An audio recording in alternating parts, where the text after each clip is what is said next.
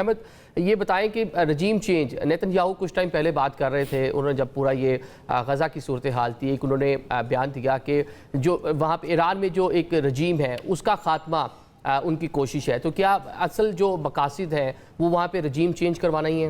Israel का काफी अरसे से ये ऑब्जेक्टिव था कि उन्होंने ईरान को हेडलेस करना है। हेडलेस से मुराद एक तो ये भी होता है कि मुल्क के अंदर केओस और एनार्की इतनी ज्यादा हो जाए कि कोई सेंट्रल अथॉरिटी ना रहे, या दूसरा ये भी होता है कि अपनी मर्जी की गवर्नमेंट को इंस्टॉल कर दिया जाए। तो इसराइल का ये ऑब्जेक्टिव रहा है कि उन्होंने ईरान के अंदर एक तो रजीम चेंज करना है और ईरान को हेडलेस एक तरीके से करना है। आप इंटरेस्टिंगली अगर इस ऑपरेशन का नाम देखें तो इस ऑपरेशन का नाम है राइजिंग लाइन जी। और आप रजा पहलवी को देखें अगर, तो उसका भी जो झंडा है उसके ऊपर लाइन ही बना होता है।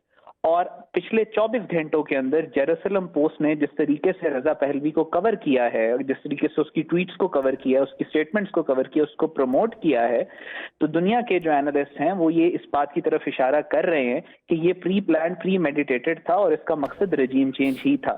लेकिन ये जो रजीम चेंज है वो जिस तरीके से आप डिपेंड ये करते हैं कि ईरान किस तरीके से रिटेलिएट करेगा। अगर ईरान की रिटेलिएशन स्ट्रांग होती है, ईरान की रिटेलिएशन इस तरह की होती है कि किसी तरीके से वो इसराइल को डिटर करने में कामयाब हो जाएं, तो फिर Israel will settle for lesser objectives. लेकिन अगर ईरान बिल्कुल ही रिटेलिएट नहीं करता इसराइल को और बिल्कुल एक डिटरेंस मिडिल ईस्ट के अंदर क्रिएट नहीं करता, तो फिर Israel might go for disintegration या इस तरह के ऑपरेशंस की तरफ इसराइल जाएगा।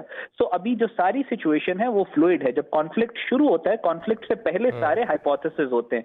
जब शुरू होता है तो फिर सिचुएशन अपने हिसाब से, फिर कंट्रोल जो होता है वो कॉन्फ्लिक्ट के हाथ में होता है, वो वॉर के हाथ में होता है। फिर जो सिचुएशन होती है वो घंटों घंटों के अंदर तब्दील हो जाती है।